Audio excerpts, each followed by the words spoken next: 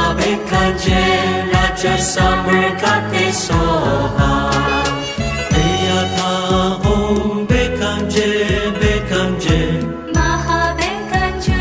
Raja Samarkate Soha Eyatha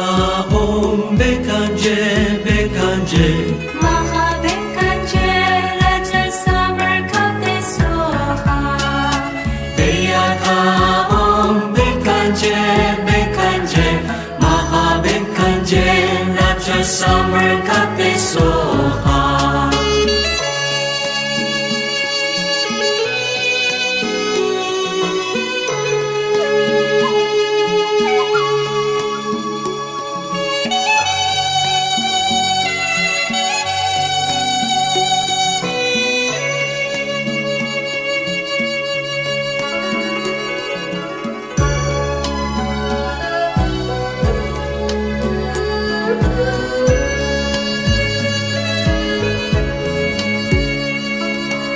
Eyatha Om Bekanje Bekanje Mahabekanje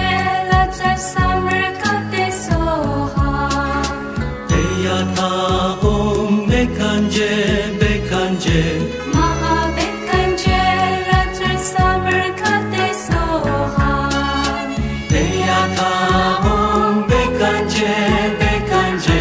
Mahabekanje Raja Samarkate Soha Eyatha Om Bekanje Bekanje Mahabekanje Raja Samarkate Soha Eyatha Om Bekanje Bekanje Mahabekanje Raja Samarkate Soha Eyatha Om Bekanje Bekanje Mahabekanje Raja Samarkate Soha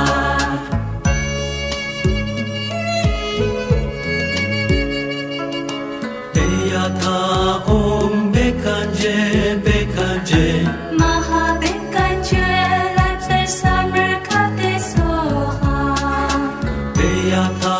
Om Bekanje Bekanje Mahabekanje Raja Samarkate Soha Eyatha Om Bekanje Bekanje Mahabekanje Raja Samarkate Soha Eyatha Om Bekanje Bekanje Mahabekanje Raja Samarkate Soha Eyatha Om Bekanje Bekanje Mahabekanje Raja Samarkate Soha Eyatha Om Bekanje Bekanje Mahabekanje Raja Samarkate Soha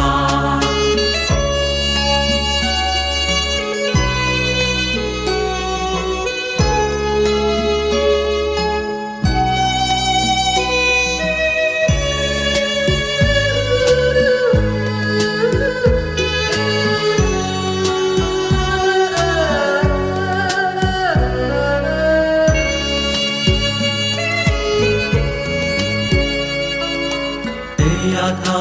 Om Bekanje Bekanje Mahabekanje Raja Samarkate Soha Eyatha Om Bekanje Bekanje Mahabekanje Raja Samarkate Soha Eyatha Om Bekanje Bekanje Mahabekanje Raja Samarkate Soha Eyatha Om Bekanje Bekanje Mahabekanje Raja Samarkate Soha Eyatha Om Bekanje Bekanje Mahabekanje Raja Samarkate Soha Eyatha Om Bekanje Bekanje Mahabekanje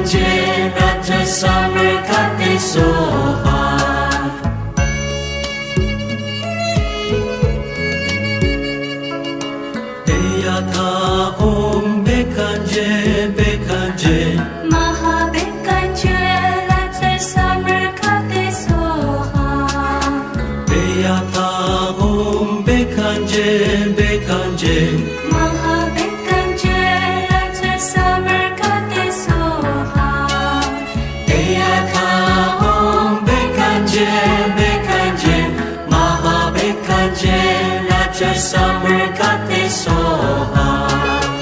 Eyata om bekanje bekanje Mahabekanje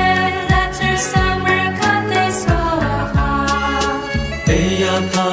om bekanje bekanje Mahabekanje latter summer kate soha Eyata om bekanje bekanje Mahabekanje latter summer kate soha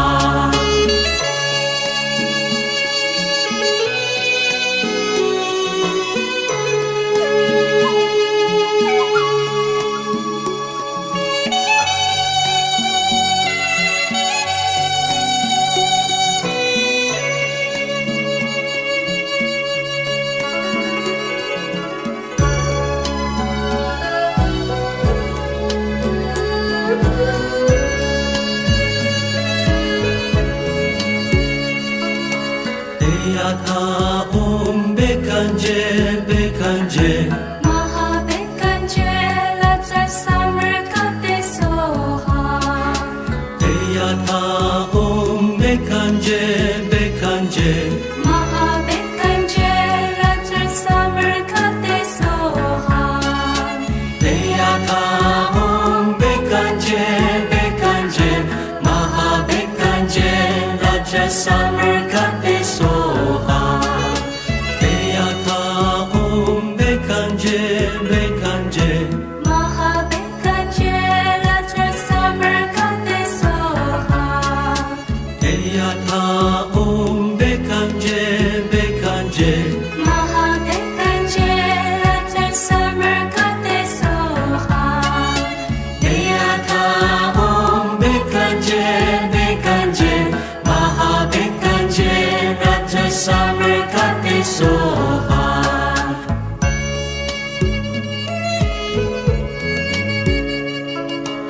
Eyata om bekanje bekanje Mahabekanje latter summer kate soha Eyata om bekanje bekanje Mahabekanje latter summer kate soha Eyata om bekanje bekanje Mahabekanje latter summer kate soha Eyata om bekanje bekanje Mahabekanje latter summer kate soha Eyata om bekanje bekanje Mahabekanje latter summer kate soha Eyata om bekanje bekanje Mahabekanje latter summer kate soha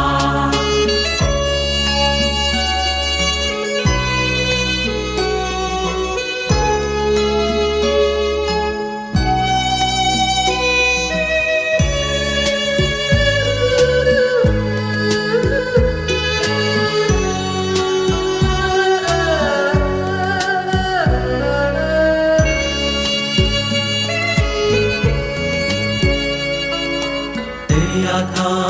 om bekanje bekanje Mahabekanje latter summer kate soha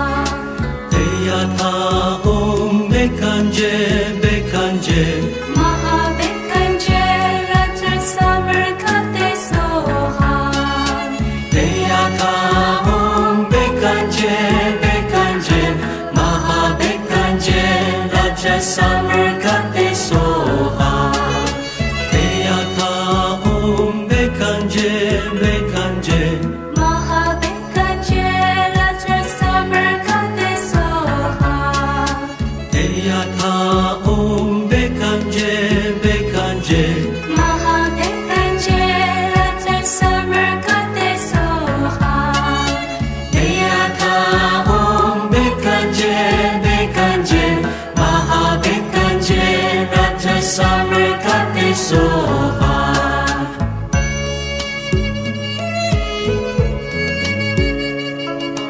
Eyata om bekanje bekanje Mahabekanje